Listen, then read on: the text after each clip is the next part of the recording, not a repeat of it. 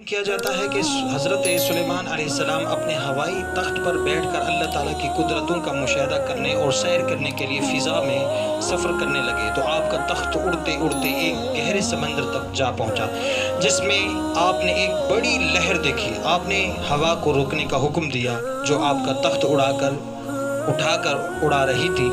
ہوا رک گئی۔ آپ نے ایک بڑے جن کو حکم دیا کہ وہ سمندر میں غوطہ لگا کر اس لہر کی گہرائی تک پہنچے۔ جنوں میں سے ایک بڑے جن عفریت نے غوطہ لگا دیا۔ وہ سمندر کی تہہ تک پہنچا اور وہاں سفید موتیوں کا ایک گنبد دیکھا، جس کا نہ کوئی دروازہ تھا اور نہ ہی کھڑکی، نہ اس میں کوئی روشن دان تھا اور نہ ہی کوئی سوراخ۔ وہ عفریت اسے اٹھا کر باہر لایا، حضرت سلیمان علیہ السلام کے سامنے رکھ دیا۔ آپ نے تعجب کا اظہار کیا اور اس راز کو معلوم کرنے کے لیے اللہ تبارک و تعالیٰ کی بارگاہ میں دعا کی تو اس کا دروازہ کھل گیا۔ آپ نے اس میں ایک نوجوان کو سجدے میں دیکھا تو حیران ہو کر پوچھا کہ تیرا تعلق کس جن سے ہے؟ کیا تو فرشتہ ہے، جن ہے، انسان ہے یا کوئی اور چیز؟ تو اس نے عرض کیا کہ میں انسان ہوں۔ آپ نے اسے پوچھا تجھے یہ شرافت اور کرامت کیسے حاصل ہوئی؟ تو اس نے جواب دیا کہ والدین کے ساتھ حسن سلوک کرنے کی وجہ سے یہ مرتبہ نصیب ہوا ہے۔ اس کی اس طرح وضاحت کی کہ میری والدہ بوڑھی تھی، میں اس کی خدمت کرتا تھا اور اپنی پشت پر اٹھاتا تھا تو وہ میرے حق میں دعا کرتی تھی کہ اے اللہ تو اسے صبر عطا فرما اور اسے میرے مننے کے بعد کو وہاں مکان عطا فرما، نہ ہی زمین میں ہو وہ مکان اور نہ ہی آسمان میں ہو۔ وہ وفات پا گئی۔ میں ایک دن سمندر کے کنارے پر سیر کر رہا تھا تو وہاں مجھے یہ موتیوں کا گنبد نظر آیا۔ میں اسے دیکھنے کے لیے نزدیک ہوا تو اس کا دروازہ کھل گیا۔ میں اس کے اندر داخل ہوا تو وہ دروازہ فوراً بند ہو گیا۔ اب مجھے معلوم نہیں کہ میں ہوا میں ہوں یا زمین پر، اور اللہ تعالیٰ اسی محل میں روز مرہ مجھے رزق عطا فرماتا ہے۔ تو حضرت سلیمان علیہ السلام نے پوچھا کیسے؟ تو اس نے جواب دیا کہ اللہ تبارک و تعالیٰ اس محل میں جب مجھے بھوک لگتی ہے تو ایک درخت پیدا کر دیتا ہے، اور وہ درخت کے جو پھل ہوتے ہیں وہ اتنے میٹھے ہوتے ہیں اور اتنے طاقتور ہوتے ہیں کہ اس کو کھانے کے بعد میری بھوک مٹ جاتی ہے۔ اور فرمایا کہ جب مجھے پیاس لگتی ہے تو اللہ تبارک و تعالی دودھ سے زیادہ سفید، شہد سے زیادہ میٹھا اللہ تبارک و تعالی مجھے پانی عطا فرماتا ہے جس سے میری پیاس بجھ جاتی ہے۔ اللہ اکبر۔ تو یہ مرتبہ، یہ فضیلت، یہ رتبہ اللہ تبارک و تعالی نے اسے کس وجہ سے عطا فرمایا؟ والدین کی خدمت کی وجہ سے اللہ تعالیٰ نے اسے یہ رتبہ عطا فرمایا۔ حضرت موسیٰ علیہ السلام سے ایک روایت ملتی ہے کہ اللہ کے نبی حضرت موسیٰ علیہ السلام اللہ کریم کی بارگاہ میں دعا کرتے ہیں، اے باری تعالیٰ میں آپ سے یہ دعا کرتا ہوں کہ مجھے جنت کے اندر جو میرا رفیق ہوگا، جو میرا ساتھی ہوگا، جو میرا پڑوسی ہوگا، اس کو میں دیکھنا چاہتا ہوں۔ اللہ اکبر۔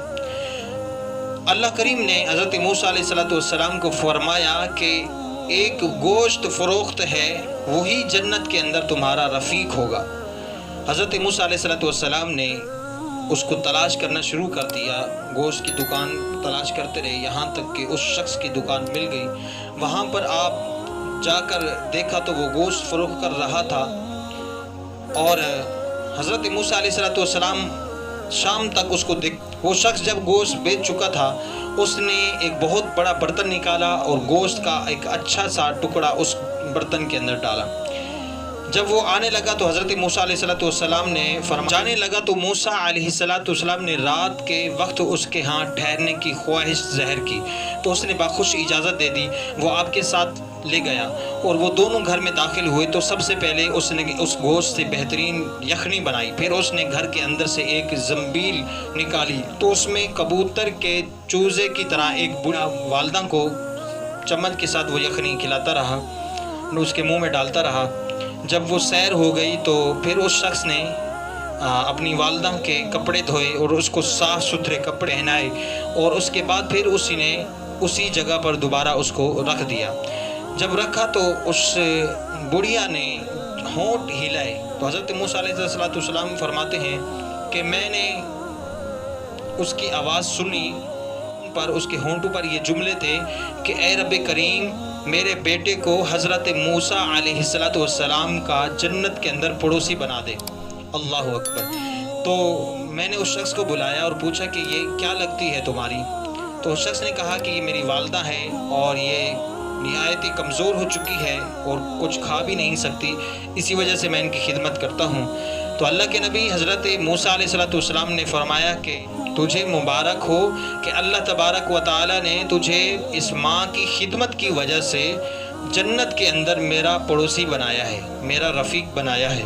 اللہ اکبر۔ تو حضرات محترم، ان روایات سے ہمیں سبق کیا ملتا ہے کہ اگر ہم چاہتے ہیں کہ ہماری آخرت سنور جائے، اللہ اور اس کا محبوب راضی ہو جائے، تو ہمیں چاہیے کہ اپنے والدین کی خدمت کریں، اپنے والدین کو راضی کریں، اور جن کے والدین اس دنیا سے چلے گئے ہیں انہیں چاہیے کہ اپنے والدین کے لیے ایثار ثواب کرتے رہیں اور ان کے لیے دعائے بخشش اور ان کی مغفرت کی دعا کرتے رہیں، اور قبرستان میں جا کر قرآن مجید کی تلاوت کریں۔ انشاءاللہ اللہ تبارک و تعالی نے چاہا تو ان والدین کی دعا کی برکت سے ہماری دنیا بھی درست ہو جائے گی۔